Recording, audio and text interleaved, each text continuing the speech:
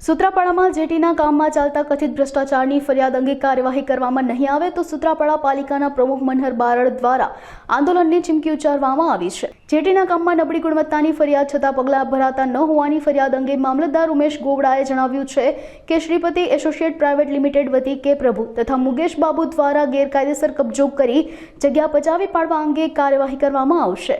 તેમજ બાળકોના મસાણ પર રોડ કાઢવામાં આવ્યો છે તેની પર તપાસ કરાવીને કાર્યવાહી કરીશું। નગરપાલિકાના પ્રમુખ જણાવ્યું હતું કે ગુજરાત મેરીટાઈમ બોર્ડના કોઈ પણ અધિકારી હાજર ન હતા, કાર્યપાલક ઇજનેર ફોન પણ ઉપાડતા ન હતા। જેટીના કામમાં ભ્રષ્ટાચાર, નબળી ગુણવત્તા અને જાહેર ઉપદ્રવની ઉચ્ચ કક્ષાએ કરવામાં આવેલ રજૂઆતમાં અરજદારોને તપાસ કે અહેવાલોની કોઈ જાણ કરવામાં આવી નથી, ત્યારે તમામ ફરિયાદોની તાત્કાલિક ધોરણે તપાસ કરીને કાર્યવાહી કરવામાં નહીં આવે તો આંદોલનની ચીમકી તેમજ વિજિલન્સ તપાસની માંગ કરવામાં આવી છે। નગરપાલિકા પ્રમુખ શ્રી મનહરસિંહ બારડ પ્રમુખ જેટી છે ને 350 કરોડની લમસમના નિર્માણ થવામાં આવી છે અને મેજોરિટી જે માલ સપ્લાય કરે છે એમાં બધામાં મિક્સિંગ આવે છે। માલ પરફેક્ટ જે આપણે જોઈએ છે ગુણવત્તાવાળું તે પૂરતા પ્રમાણ છે નહીં। આ ટેટ્રાપોલ છે, સંપ છે, બધામાં મેજોરિટી તમે જોઈ શકો છો, અડધા ફાટેલા છે, અડધા તૂટેલા છે, મટીરિયલમાં પૂરી ગુણવત્તા નથી, મોટા પ્રમાણમાં ભ્રષ્ટાચાર થાય છે। મેં કાર્યપાલક ઇજનેરથી માંડીને બધા ખાતાકીય કાર્યવાહી પ્રમાણે પેપર પર પછી ઓલરેડી છે, બધાને રજૂઆત કરી છે, તો છતાં લોકો કોઈ ધ્યાને લેતા નથી। મેં ગુજરાત મેરીટાઈમ બોર્ડને કર્યું છે, કાર્યપાલક ઇજનેરને કર્યું છે, કલેક્ટર સાહેબને, મામલતદાર સાહેબને, બધા ખાતાકીય કાર્યવાહી મેં પૂર્ણ કરી છે। મારે તમામ કાગળો મારા પાસે હાલમાં પડ્યા છે, હજી કોઈ તપાસ થઈ છે નહીં, ના કોઈ મેરીટાઈમ બોર્ડના એક પણ અધિકારીઓ હાજરમાં છે નહીં। આ મોટા પ્રમાણમાં પ્રદૂષણ થાય છે, તમે જોઈ શકો છો, આજુબાજુના મકાનો છે તેમાં મોટા પ્રમાણમાં રજકણોથી માંડીને મોટા પ્રમાણમાં પ્રદૂષણ થાય છે। જેટીની બાજુમાં સ્કૂલો આવેલી છે, નાના બાળકો ભણે છે, બાજુ પાછળના ભાગમાં ત્યાં રહેણાંક માટે મકાનો આવેલા છે, ત્યાં મોટા પ્રમાણમાં પ્રદૂષણ થાય છે, બાળકો બીમાર પડે છે। આ લોકો જરાય પણ જેટીના કોન્ટ્રાક્ટર જરાય આમાં ધ્યાન આપતા નથી। સૂત્રાપાડામાં જે જેટી બને છે તેનો રસ્તો દરિયાના નજીકથી કાઢવામાં આવે છે, કારણ કે તે કોન્ટ્રાક્ટરને મોટા પ્રમાણમાં બેનિફિટ થાય એટલે તે શોર્ટકટમાં રસ્તો કાઢ્યો છે। તેમાં સ્મશાન આવેલું છે, નાના બાળકોને એના પર રસ્તો પણ એમાં દફનવિધિ કરી દીધો છે ને મોટા પ્રમાણમાં આ લોકોએ કોઈ પણ જાતની મંજૂરી લીધા વગર બધું કાર્ય કર્યું છે। આ રસ્તો કામી ધોરણે બંધ થઈ જવો જોઈએ, મેઇન રસ્તા ઉપરથી જવું પડે। જે તમે લેખિતમાં રજૂઆત કરી છે તેની કાર્યવાહી કરવામાં નહીં આવે તો ગાંધી સિંધિયા રાહ ઉપર અમે આંદોલન કરશું। સૂત્રાપાડા, જિલ્લો ગીર સોમનાથ। મારું નામ ઉમેશ એસ ગોવડા। સૂત્રાપાડા શહેરના પ્રમુખે જે રજૂઆત કરી છે એ રજૂઆત અન્વયે કુલ 4 મુદ્દા છે।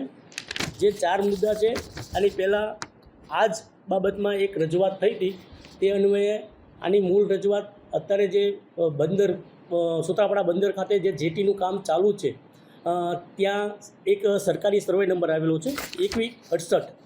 એ સરકારી સર્વે નંબરમાં એ લોકોને એવું કહેવું હતું કે એ સરકારી સર્વે નંબરમાં આ લોકોએ દબાણ કરેલું છે, ત્યાં વસ્તુઓ મૂકે છે, ત્યાંથી ગાડીઓ ચાલે છે જે ગેરકાયદેસર છે। એટલે થોડાક દિવસ પહેલાં અમે જાતે જઈને એ જગ્યા ખુલ્લી કરાવી। આમાં શ્રીપતિ એસોસિએટ પ્રાઇવેટ લિમિટેડ વતી પ્રભુ તથા Shripati associate private limited Mukesh Babu આ લોકોનું કામ ચાલુ છે જેટી દ્વારા, અને એ લોકોનું થોડુંક દબાણ હતું, એ દબાણ મેં દૂર કરાવેલું છે।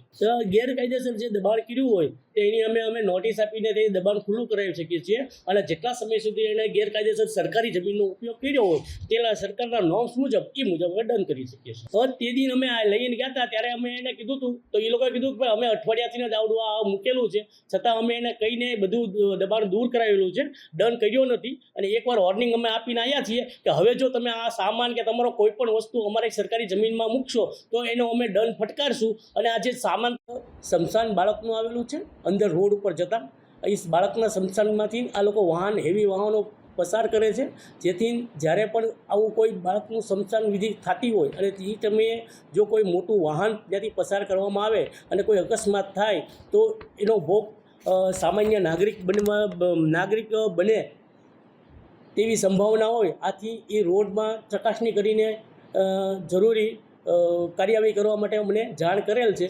આથી હું આ અરજી અન્વયે અને પ્રમુખશ્રીની જે મુદ્દા છે એ તમામ મુદ્દા અન્વયે ફરીવાર તપાસણી કરી જે કંઈ હશે તે હું રિપોર્ટ સબમિટ કરીશ, અને જે તે શાખાને આના નિકાલ કરવાનું થતું હોય છે તે શાખાને હું જાણ કરીશ અને મારા વતી મારા ઓલામાં જે કંઈ આવતું હશે એ હું એની કાર્યવાહી કરીશ. ના, અમે કોઈ કંપનીને રીતે આ રીતના દબાણ કરવા માટે નહીં આપીએ અને આમ જનતાને પણ જો આ સરકારી જમીન હોય તો તેમને પણ દબાણ કરવા નહીં આપીએ. જે રીતના કંપની સાથે અમે કાર્યવાહી કરી છે એ જ રીતના આમ જનતા પાસે પણ અમે આવી કાર્યવાહી કરીશું.